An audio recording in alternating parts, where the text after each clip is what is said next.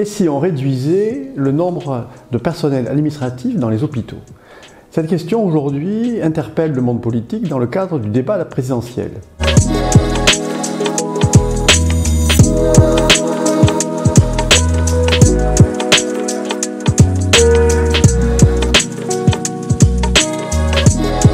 Il est vrai, il est naturel, légitime de se poser la question pourquoi 34% du personnel non médical dans les hôpitaux n'est pas au lit du malade et considéré comme non soignant. En réalité, dans le personnel non médical, il y a aussi le personnel logistique, cuisine, blanchisserie.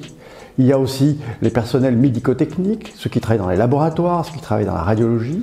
Il y a aussi l'ensemble des personnels informaticiens, un personnel administratif. En réalité, le personnel administratif ne représente que 12% des effectifs.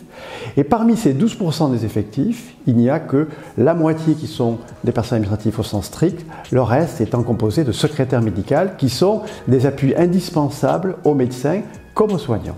Donc, on voit bien qu'à travers cette question se pose en réalité une question. Comment mesurer la performance des services administratifs à l'hôpital? Là, 3 interrogations. Le nombre de personnels administratifs n'est-il pas lié tout simplement à l'excès de normes administratives et de textes? La preuve, dans les cliniques privées, les chiffres de l'adresse de 2019 sont probants, le personnel administratif représente 14% des effectifs, soit plus que dans les hôpitaux publics. Est-ce que l'excès de normes n'est pas à l'origine de l'excès de personnel administratif? Deuxième question, faut-il externaliser les fonctions support? Faut-il externaliser les fonctions logistiques? Faut-il externaliser les cuisines? Sachant très bien que externalisation ne veut pas dire économie, mais externalisation ne veut pas dire aussi qualité.